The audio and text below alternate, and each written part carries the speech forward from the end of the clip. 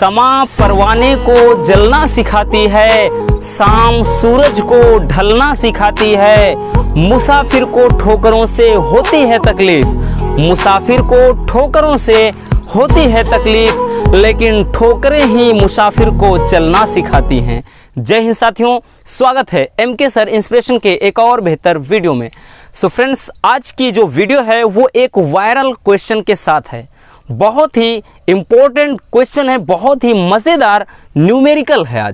आज के इस वीडियो में जो हम न्यूमेरिकल देखेंगे फ्रेंड्स, आप किसी भी ईयर का क्वेश्चन पेपर उठाइए, अरे जाके उठाइए ना भाई, अगर आपको मजाक लग रहा होगा। स्क्रीन पर देख लीजिए, हमने पिछले अब की बार के दो क्वेश्चन सेट, हमारे पास दो क्वेश्चन सेट आए थे और उन दोनों को हमने लगा दिया है। आप देख लीजिए 5 नंबर के दोनों क्वेश्चन आए थे दोनों सेट में। और इसके साथ 2018, 19, 20, 21 किसी भी ईयर का उठाइए, आपको ये क्वेश्चन जरूर दिखाई पड़ेगा। सो आज के इस वीडियो में आपके 5 नंबर पक्के होने वाले हैं, इसलिए इस वीडियो को इन तक देख लेना। गारंटी है कि यहाँ से क्वेश्चन आया तो आप इसका पोस्टमार्टम करके छोड़ोगे। क्वेश्चन है आपका, ये एक परिपथ दिख रहा है और इस चीज में आपको क्या ज्ञात करना है फ्रेंड्स, यहां से ध्यान देना, आपको ज्ञात करना है। ठीक, ये एक परिपथ है और इस परिपथ को कहते क्या हैं, इस परिपथ को बोलते हैं, ये परिपथ है LCR, LCR परिपथ है। ठीक ना, L का मतलब क्या है, L ये प्रेरक है और उसके बाद C क्या है, धारिता है, R क्या है, रेजिस्टेंस यानी प्रतिरोध है। तो ये एक LCR परिपथ है। ठीक ना, LCR परिपथ है। अब क्या होता है इसमें डिटेल्स में जाने की जरूरत नहीं, केवल आप इतना समझिए ये न्यूमेरिकल सॉल्व कैसे करना है। LCR परिपथ है यानी इसमें प्रेरक जुड़ा है और C संधारित यानी धारिता है और उसके बाद एक रेजिस्टेंस, एक प्रतिरोध श्रेणी क्रम में जुड़ा है। इन सभी को जोड़ करके एक परिपथ बनाया गया है और इस परिपथ में आपको ज्ञात करना है प्रेरकी प्रतिघात क्या है, उसके बाद धारिती प्रतिघात क्या है और उसके बाद परिपथ की प्रतिबाधा क्या है, फिर धारा तथा वोल्टता के बीच कालांतर क्या है और यहाँ से जो पांचवा है वो है धारा का शिखर मान। यानी 5 क्वेश्चन होंगे और आपके सभी मिलाकर के पूरा 5 नंबर बनेंगे। लेकिन बहुत ही सिंपल सा ये क्वेश्चन है, बहुत ही सिंपल तरीके से आज हम इस न्यूमेरिकल को सॉल्व करते हैं। तो सबसे पहले हम जो वैल्यू दिया है मेरे दोस्त वो हम लिख लेते हैं। L का मान दे रखा है सवाल में, है ना। चलिए यहाँ से हम शुरू करते हैं। तो किसका मान दे रखा है दोस्तों, L का मान दे रखा है, कितना दिया है, 10 हेनरी। क्या है, 10 हेनरी। और आगे सवाल में क्या दिया है, C का जो वैल्यू दिया है फ्रेंड्स, वो C का जो मान दिया है वो दिया है 20, C का मान 20 माइक्रोफैरड ही दिया है। तो हम इसको फैरड में बदलेंगे, यानी 20 गुणे 10 के घात -6 फैरड। जब भी माइक्रो दिया रहेगा तो 10 के घात -6 फैरड कन्वर्ट करना है। ठीक, उसके बाद यहाँ से दिया है R का वैल्यू, R का वैल्यू जो दे रखा है फ्रेंड्स वो दे रखा है कितना, 500 ओम। क्या दे रखा है, 500 ओम दे रखा है। अब इसके मदद से, और एक यहाँ से आपको समीकरण दिख रहा होगा, तो वो समीकरण कुछ इस तरह से दिख रहा है कि V बराबर 200 साइन 100, यहाँ से क्या है, T है ना, क्या है।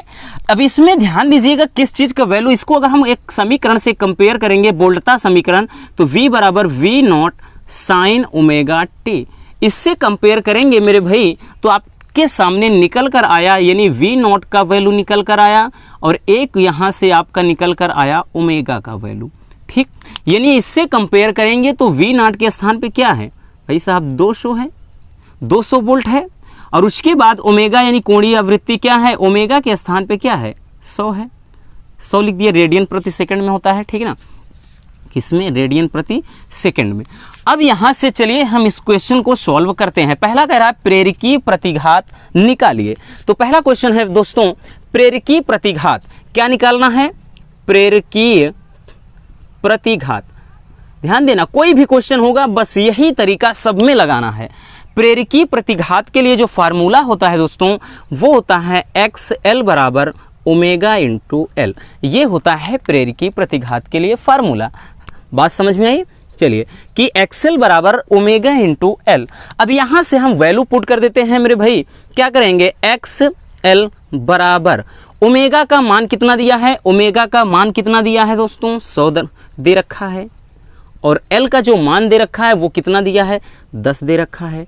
तो यानी ये जो XL का जो वैल्यू निकल कर आया है वो कितना निकल कर आया आपका 1000, और ये हमेशा ओम में आता है, क्योंकि ये जो प्रतिघात होता है वो प्रतिरोध का ही रूप होता है। बात समझ में आई? हो गया क्या? प्रेरकीय प्रतिघात। क्या निकाला? प्रेरकीय प्रतिघात। अब हम निकालेंगे दोस्तों यहां से दूसरा, एक आपका यहां से आंसर तो एक निकल आया है ना, एक आंसर निकल आया। दूसरा कह रहा है कि धारितीय प्रतिघात, तो धारितीय प्रतिघात निकालेंगे, धारितीय प्रतिघात। और धारितीय जो प्रतिघात का जो सूत्र होता है फ्रेंड्स वो होता है XC बराबर 1 यहाँ से ओमेगा इंटू सी, यानी XC बराबर 1/ओमेगा C। ये धारितीय प्रतिघात का फार्मूला होता है। इसके मदद से हम निकालेंगे किसका? XC का मान। तो XC बराबर हो जाएगा, XC बराबर 1/ओमेगा का मान तो यहाँ से भी आपने देखा कितना है 100 है, और उसके बाद C का मान देखा यहाँ पर कितना है 20 है, गुणे 10 की घात का -6 हो गया। इसको और सॉल्व करते हैं तो 1/, देखिए यहाँ से इसको हम सही ढंग से जब लिखेंगे, 1 मिनट ध्यान दीजिएगा, 2 0 यहाँ पर है और 1 0 यहाँ पर, 2 1 कितना हो गया 3 0, यानी 10 के घात ये 3 है और यहाँ -6 है, -6 में समझ लो 3 तो गए। तो ऊपर यहाँ पर नीचे जो बचा दोस्तों 1/, इसको और हम सही कर देते हैं, ये बचा 2 गुणे 10 के घात, इसका 3 0 और इसी 6, -6 और +3 करेंगे तो -3 ही आएगा। जब इसको हम ऊपर ले जाएंगे XC, तो ये ऊपर जाएगा 10 के घात 3, यानी 1000 हम लिख सकते हैं, ऊपर ले जाएंगे 10 के घात 3 लिखें या 1000 लिखें, बात एक ही है। और नीचे का 2 है तो 2 पंजे 10, यानी जो XC का जो मान निकल कर आया आपका XC बराबर वो क्या निकल कर आया दोस्तों 500 ओम। ये आपका जो वैल्यू है वो है XC, बोले तो किसका? धारितीय प्रतिघात है ना, धारितीय प्रतिघात का ये क्या है वैल्यू आपने निकाला। अब यहां से हमें क्या निकालना है? परिपथ की प्रतिबाधा। ध्यान समझिए, ये जितने यहाँ पर पूछे गए हैं सभी के सभी फार्मूला आपका सवाल के साथ साथ तैयार भी हो जाएगा, और कोई भी क्वेश्चन इससे रिलेटेड पूछा जाता है तो आप सेकेंडों में से इसका निपटारा कर देंगे। ठीक, चलिए तीसरा कह रहा है आपको, जो तीसरा चीज निकालना है दोस्तों वो क्या निकालना है? परिपथ की प्रतिबाधा। क्या निकाला है? परिपथ की प्रतिबाधा। ठीक, देखिए परिपथ की प्रतिबाधा जो निकालेंगे दोस्तों, तो प्रतिबाधा के लिए जो फार्मूला हो जाता है वो होता है, ध्यान दीजिएगा, Z बराबर रूट में R² प्लस कोष्टक में XL माइनस XC का होल स्क्वायर। ये आता है किसके लिए? प्रतिबाधा। किसके लिए? LCR परिपथ के लिए। RL परिपथ भी होता है, उस पर भी न्यूमेरिकल करा देंगे, उसमें परेशान मत होइए। पहले ये LCR परिपथ है, तो ये आपका 5 नंबर पूरा पक्का कर लेना है पहले। ठीक, तो यहाँ से जब हम इसको सॉल्व करेंगे दोस्तों, तो Z बराबर इसका रख देते हैं वैल्यू R²। R का मान कहाँ गया भाई साहब? R का मान 500 है, तो 500 का स्क्वायर प्लस XL का मान कहाँ गया? XL ये रहा 1000 माइनस XC का मान कहाँ गया? 500। ठीक, इसका स्क्वायर आपने कर दिया, तो Z बराबर हो गया फ्रेंड्स यहाँ से कि 500 इसका स्क्वायर कर दिए और प्लस 1000 में से 500 माइनस करिएगा तो ये भी 500 का स्क्वायर। अब यहाँ से हमें इसको ज़्यादा कठिन ना करके सिंपल करते हैं, 500 बाहर फेंक दीजिए, 500 बाहर निकाल दीजिए, एक यहाँ बचा एक यहाँ बचा, तो √2 हो गया है ना। तो ये क्या आया? ये भी ओम में आता है। ठीक, तो यहाँ से 500 √2 ये आ गया क्या? प्रतिबाधा। क्या बोलते हैं? प्रतिबाधा। अब निकालना है कि धारा तथा वोल्टता के बीच कलांतर। क्या निकालेंगे दोस्तों? यहाँ चौथी चीज जो निकालना है हमें वो निकालना है कि धारा तथा वोल्टता के बीच, धारा तथा वोल्टता के बीच क्या निकालना है? कलांतर। देखिए कलांतर कैसे निकालेंगे? कलांतर बराबर जो सूत्र होता है वो होता है tan phi बराबर XL माइनस XC अपान का R। ये होता है किसके लिए? कलांतर के लिए, XL माइनस XC अपान R। ठीक, बात समझ में आई? ये हो जाता है कलांतर। ठीक, अब यहाँ से निकालेंगे हम, ध्यान से समझिएगा, निकालेंगे जब इसको कि tan phi बराबर एक्सएल माइनस एक्ससी, एक्सएल माइनस एक्ससी का वैल्यू अभी कितना निकाला है 500, क्योंकि एक्सएल क्या है, एक्सएल का मान कहाँ गया, ये रहा 1000 माइनस एक्ससी, एक्ससी का मान आपने निकाला 500 यहाँ पर, तो क्या हो जाएगा एक्सएल माइनस एक्ससी पूरे का पूरा वैल्यू जो है 500 है, और अपान आर, आर का मान कितना है भाई साहब 500 है।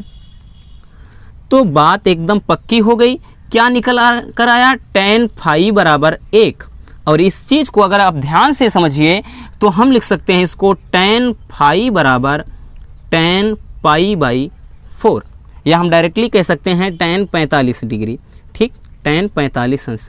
तो इसका मतलब जो फाई का मान निकल कर आया यानी फाई बराबर वो 45 डिग्री, ये आ गया आपका क्या निकल कर आया, कलांतर, ठीक है ना।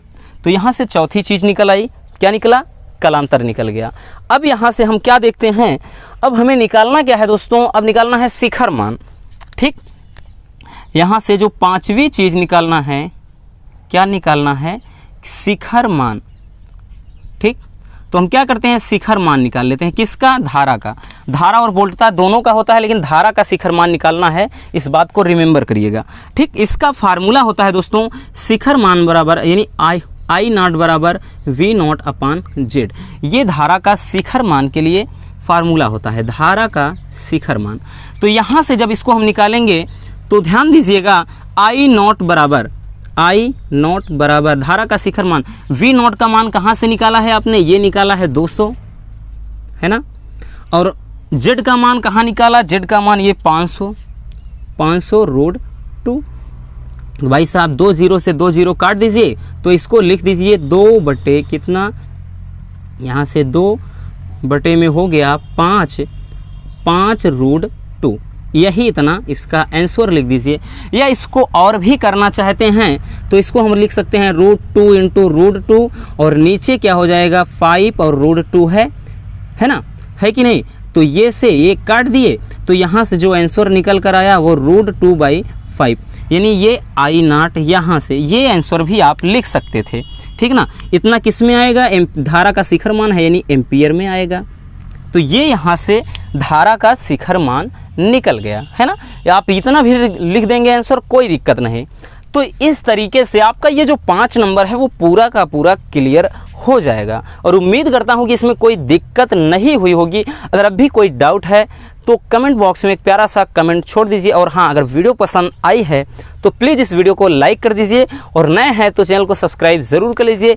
मिलते हैं ऐसे और मज़ेदार टॉपिक के साथ। Love you, bye bye, take care.